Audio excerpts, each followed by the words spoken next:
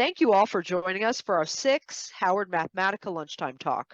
During these chats while you chew, you'll meet interesting people or organizations that are doing cool and complementary work to what you're currently learning about in the Summer Institute at Howard University.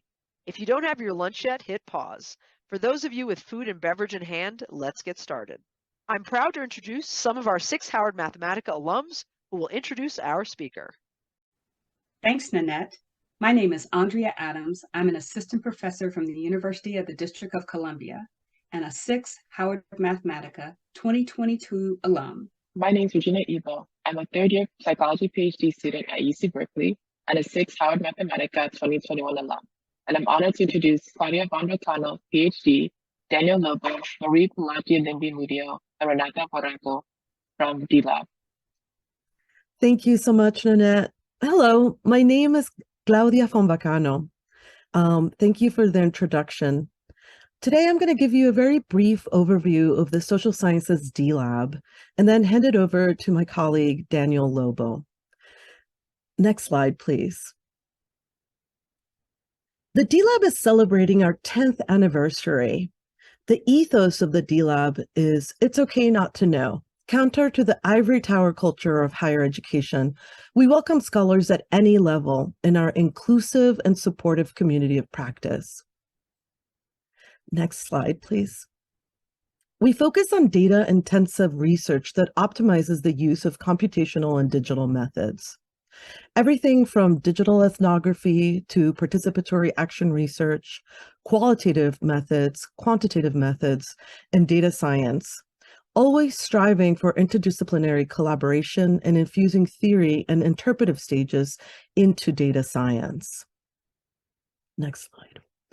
The 4 pillars of our work include delivering data and computational literacy workshops, providing research mentorship and consulting, providing guidance and access to data such as the census data and other data sources, and conducting special research projects.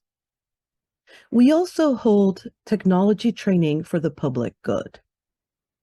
Next slide. Some of our partners include the American Medical Association, Lawrence Berkeley Lab, CC BioHub, and various entities within the California state government. We offer programs in data science for social justice within education, housing, and health. Next slide. So some of our research projects include our Measuring Hate Speech project, Improving Undergraduate STEM Education, which is an NSF-funded multi-year, multi-campus project, the American Medical Racism Narratives project, and Queering AI, which examines the Tumblr purge. Many of the researchers who are part of these collaborative research projects are joining us today. The D-Lab builds a community by training student cohorts. We have the Data Science Fellows, a yearly cohort of graduate students who help in instructing and share their research. They also blog and they provide a community, a peer-to-peer community of support. The Data Science for Social Justice group is a project-based summer workshop, a cohort that's focused on building computational skills. They are grounded in data science in the politics of social justice. So they get exposure to the frameworks of critical theory and different critical theory frameworks, including Marxist, feminist, along with others.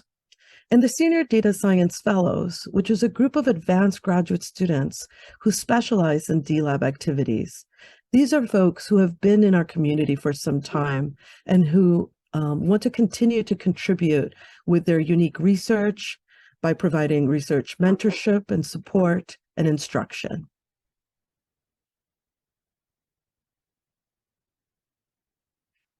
Now we are joined by my colleague, Daniel Lobo, who has done amazing work in the Data Science at Scale project that is funded by the NSF.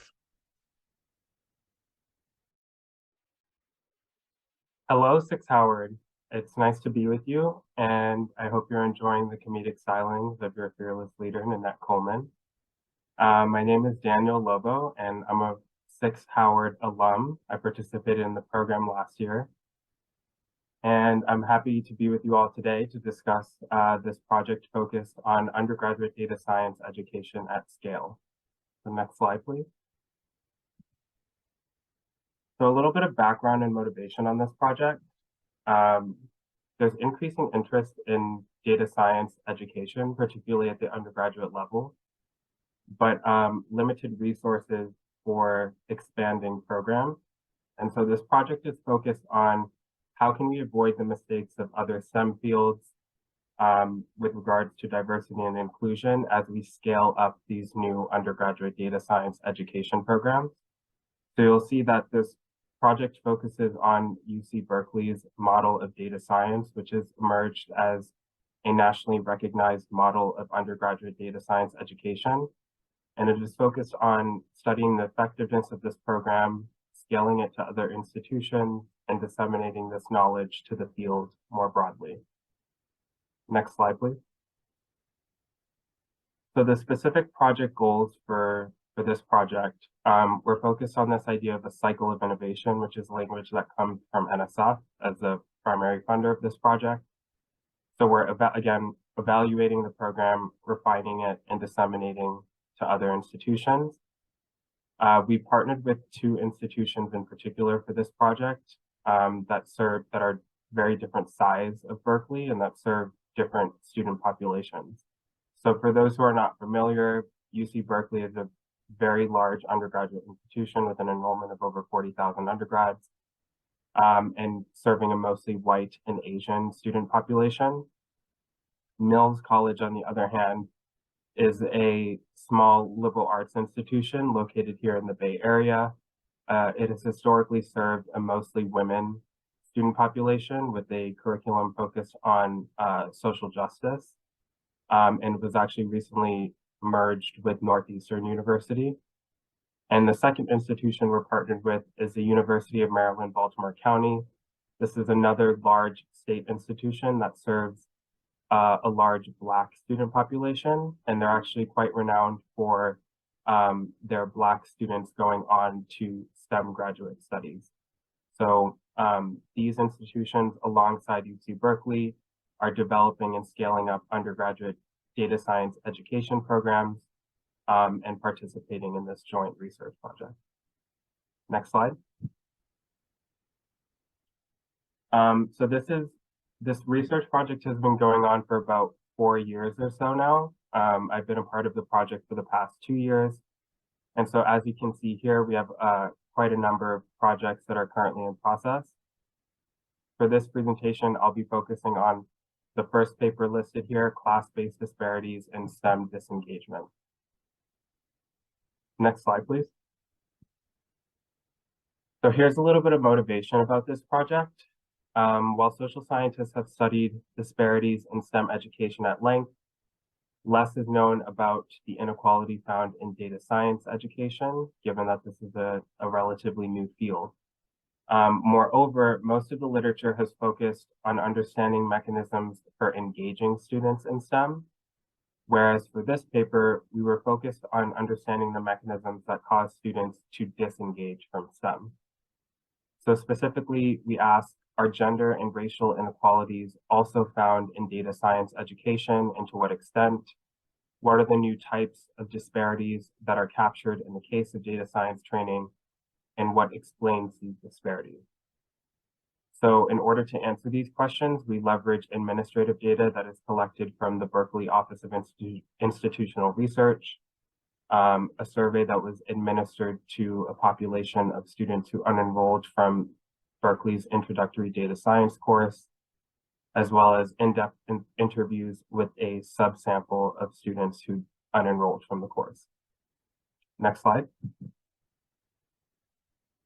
And so we observed that Data 8 has much lower rates of unenrollment compared to some other comparable STEM courses on campus.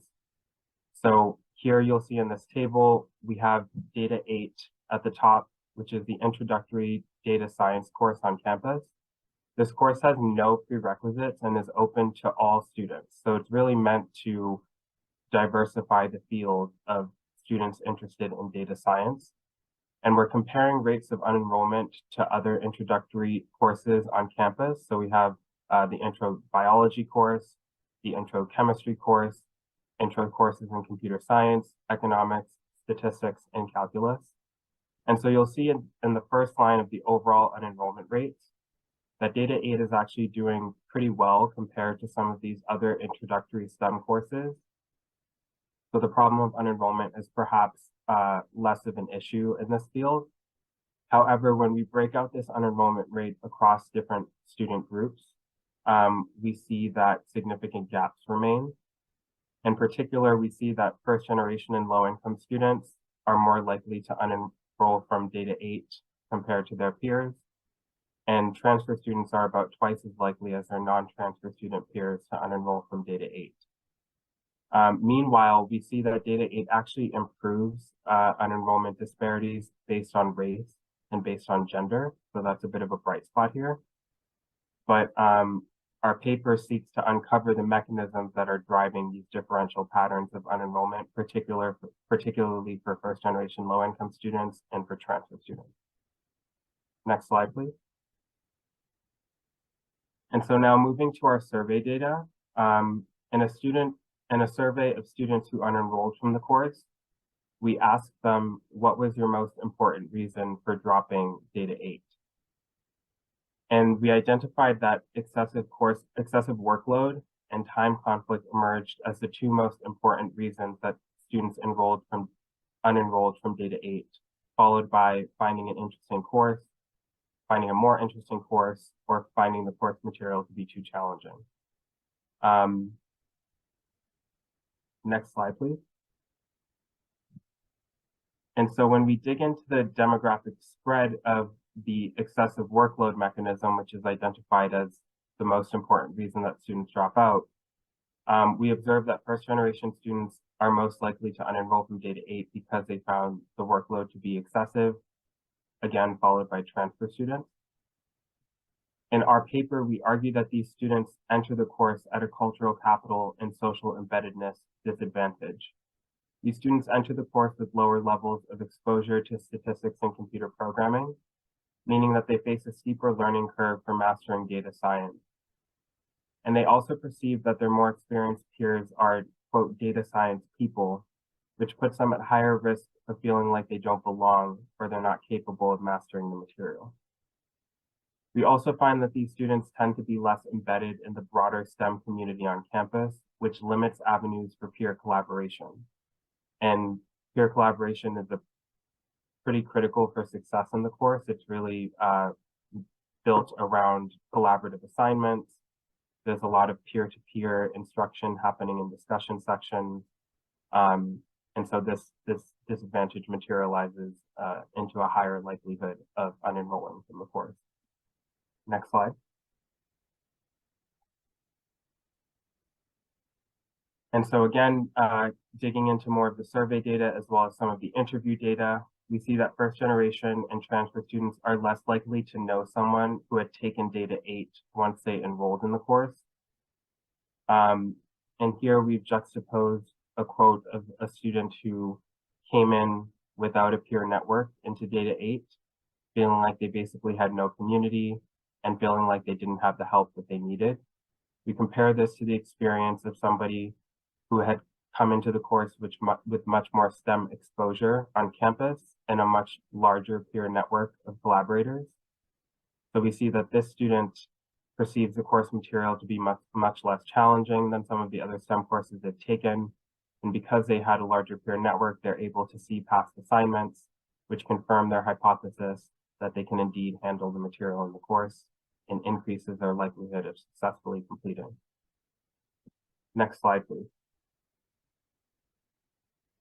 And so again, returning to our research questions in terms of explaining the differential patterns of unenrollment that we observe by first generation low income status and transfer student status, we argue that the two mechanisms that are driving these differential patterns are cultural capital and social embeddedness in the STEM community. Referring to the work of Harvard sociologist Tony Jack and the Privileged Poor, cultural capital refers to the collection of taken for granted ways of being that are valued in a particular context. The children of middle and upper class parents are seen as having an advantage when they get to college because the norms that they learn at home are the same ones that govern campus life. Norms such as feeling entitled to adults' time, being proactive about forging relationships with authority figures, and knowing the values and norms of office hours, knowing that office hours are meant to deepen one's understanding rather than to test one's knowledge. First generation and transfer students are also less likely to know someone who had taken Data 8 once they enrolled in the course. Meanwhile, peers who are more socially embedded in the STEM community on campus can rely on peers to share past assignments and expectations around the course. The social capital disadvantage or the social capital advantage enables them to enter the course with greater sense of belonging and self-efficacy to master the material, which is predictive of later academic success. Great, thank you so much. So my name is Renata. I'm a researcher with the D-Lab, and I'm going to be talking to you all today about a chapter from my dissertation on examining the NSFW model that was likely behind the 2018 Tumblr purge. So specifically, I've been carrying out a JD Ph.D. at UC Berkeley over the last couple of years. And part of my training is in computational social science. The D-Lab has provided a lot of support on that journey, both socially and also academically. Part of my training also draws on science and technology studies, surveillance studies, and legal training. So trying to put all of these different facets together in order to explain how the phenomena that we observe in society, such as laws and their implementation through algorithms, impact marginalized groups. Next slide, please. Specifically, my dissertation focuses on SESTA-FOSTA. SESTA-FOSTA was this law that was passed in 2018 that was meant to curb sex trafficking online. It had a lot of bipartisan support. And in the aftermath of it, what we actually saw was that a lot of sexual minorities, such as LGBTQ folks, were being targeted by algorithmic models for content that was not violating as a result of this law. So there's this conflation between sex trafficking, consensual sex work, and the sexual identity of gender and sexual minorities. Next slide, please. So specifically, I was looking at how this played out in content moderation on social media platforms. So before we go any further, I kind of want to give you a quick rundown of what it looks like for content moderation to happen at a big tech company. Next slide, please.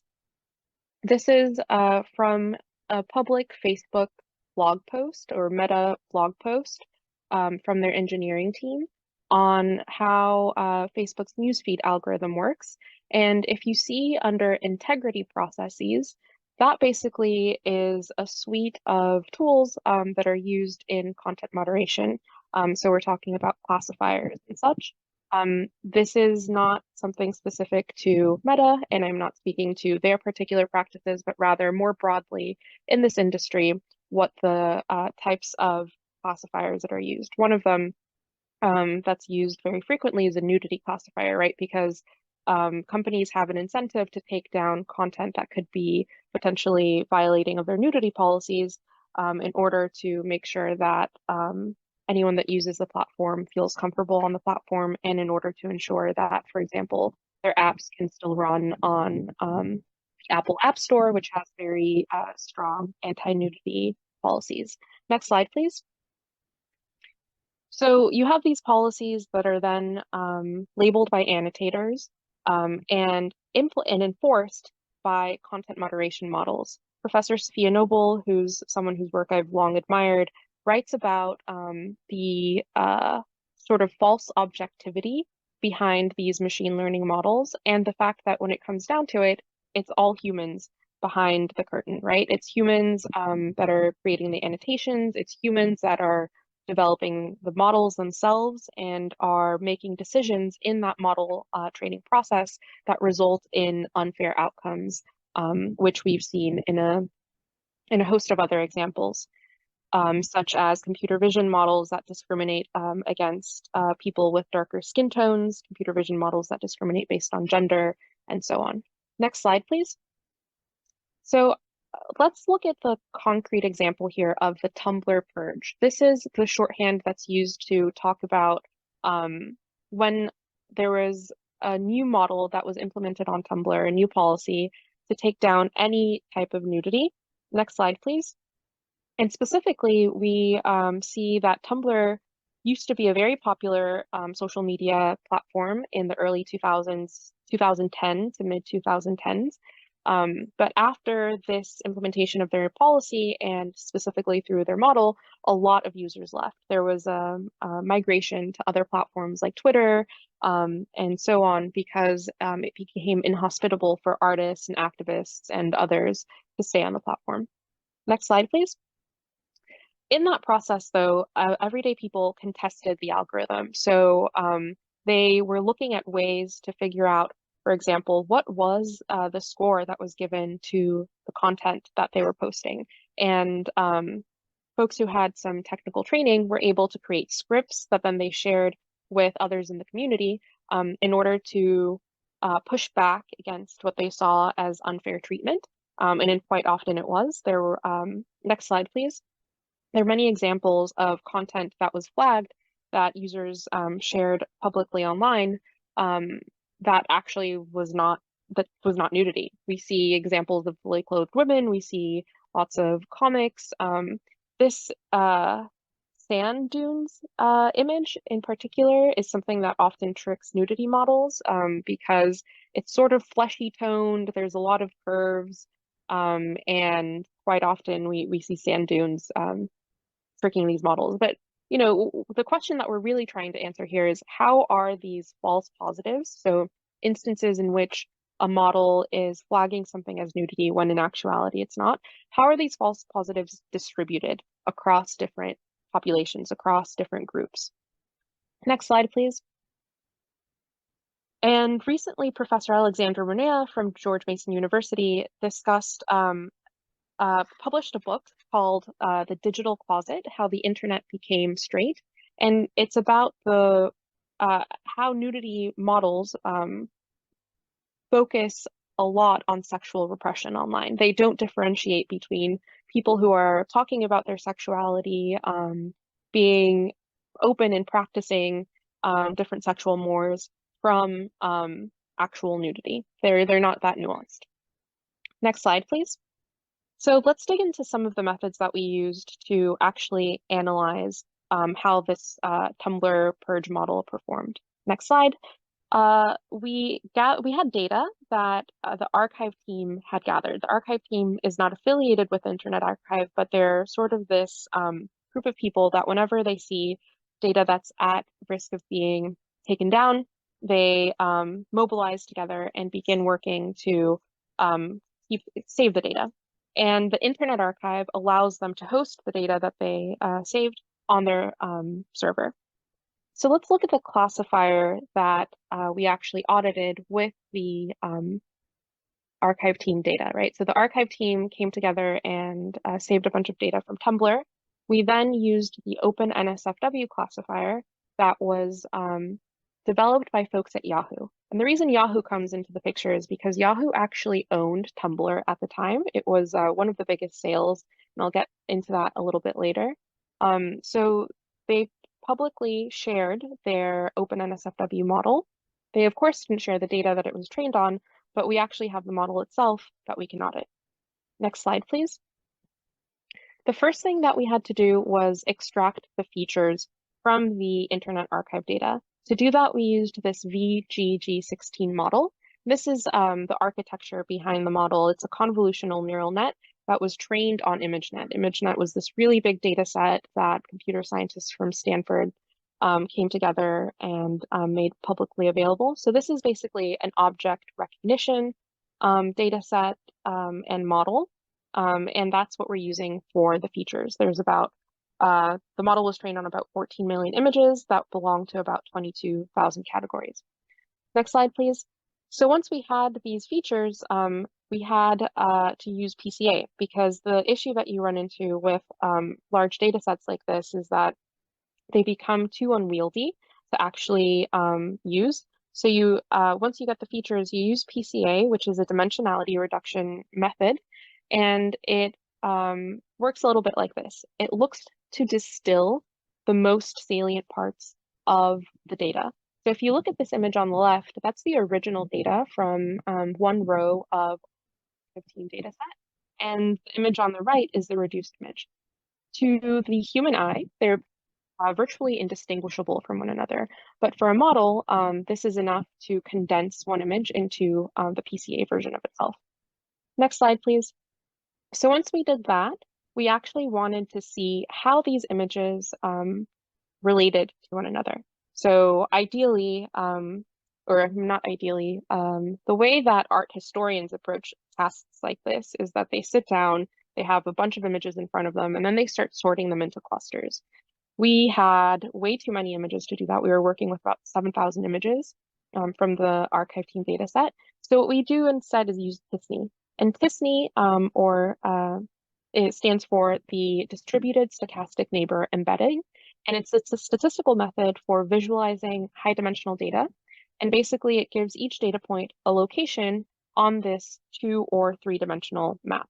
So we're working from turning these data, we're working from a large data set and trying to turn it into clusters. And the reason we want to do that is so we can see, are similar images grouped together? So are images that have high classifier scores next to images that have low classifier scores, or are they next to images that, as we would expect, have high classifier scores? Next slide, please. So let's look at our results. We created this histogram to get a sense of the distribution of the classifier scores, right? So when we give the classifier an image, what score did it output for whether it's nudity? And usually these things go from 0 to 1, so we can read it as a probability. And we see that a lot of them were sort of clustered around the early 0.1 classifier scores. And then there was another part of the distribution, because it's a bimodal distribution, that was closer to 1. So most of the images seem to be not nudity, whereas some of them were. And in green, you see 2 different thresholds.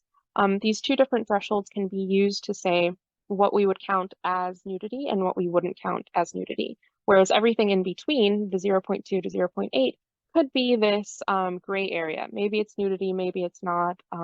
Has to do with how the classifier is interpreting it, but it could be potentially violating content that platforms don't want to host. Next slide, please. So now let's look at the TSNE visualization. We're going to look at the 2D one first, and then we're going to look at the 3D one. So here what we're seeing is the Tumblr data set images with their classifier scores as a heat map. So the ones that are purple have lower classifier scores, and the ones that are closer to yellow or orange have higher classifier scores. And we see that they're very neatly bifurcated. So it seems like images that have similar classifier scores tend to be clustered with one another. But here we only see a cross section of the data, right? It's a 2D representation. So the really cool thing about TSNE is that you can actually see it in 3D. So you can see it along another dimension. Next slide, please. And that's what we have here. The GIF on the right is basically a way of turning the image on its head so you can see how the data points relate to one another.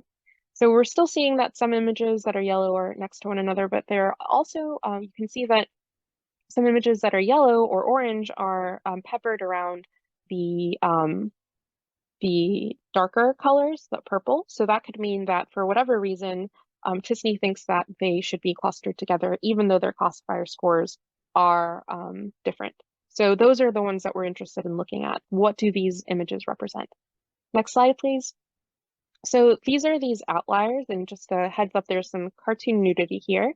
So the image on the left had a very low classifier score, but it was put into the t-SNE map next to images that had a high classifier score. Maybe it's because there's an arm, and that could be perceived as potentially skin showing, whereas the image on the right had a high classifier score, but it was put next to images that had a low classifier score.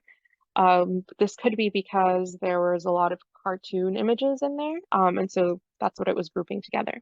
So what the axes actually represent is something that we're going to dig into in our next steps, and we're also getting it labeled by annotators to get a sense of who is in the image. Is this someone who visually is perceived as being a gender minority or someone from an LGBTQ group? So in conclusion, what we see here is that Tumblr implemented a classifier. That classifier had a lot of false positives, likely false positives that many women, non-binary people, queer people had to experience. And this impacted how Tumblr was valued on the market. So in this next slide, you're going to see what happens when Tumblr was purchased by Yahoo in, I believe that was the year 2014, late 2013, early 2014, and it was purchased for 1.1 billion. But after all of these changes to their policy and their implementation through these classifiers, Tumblr actually was sold by Yahoo to a company called Automatic for less than 3 million as of 2019. Now, next slide, please. Whenever we talk about platforms, whenever we talk about different companies, we have to be careful not to over-index on them, right? What we're actually interested in as social scientists, as sociologists, are the broader patterns that these companies represent. So what we're seeing here is how changes in platform governance impact different groups and how it impacts then these platforms' bottom lines. I specifically am thinking about what was happening with Twitter with Elon Musk and the changes that happened there where, for example, lots of the company was fired, but also or laid off, but also their hate speech policies aren't as robust anymore. Their COVID misinformation policies aren't as robust anymore. So we really have to think about the relationship between these platforms and their impact on society and democratic governance. Next slide, please. Lastly, this is a call to action, a call to understanding the impact of these decisions that platforms make on people's human rights. And we're not the only ones that are pointing this out.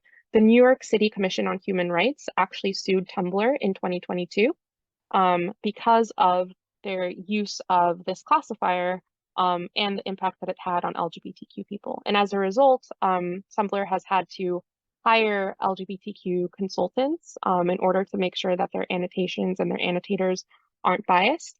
And they have to hire fairness and machine learning consultants in order to audit their models internally.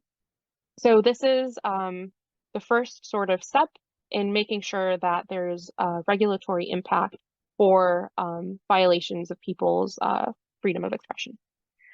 So with that, I thank you for your time, and we have wrapped up the session. I want to thank all of the scholars on this panel. It's a great example of the innovative research that the D-Lab supports and has the privilege of providing infrastructure for and research mentorship to. And now we welcome, we're very excited to hear from you. We welcome all questions and comments in the spirit of it's okay not to know. Please, there's no question that you should be shy to ask. And we are really excited to hear from you and learn from you as well. So please do ask us questions, and we're happy to take your questions. Thank you for joining us. I know our participants are looking forward to live Q&A with you during the Institute this summer.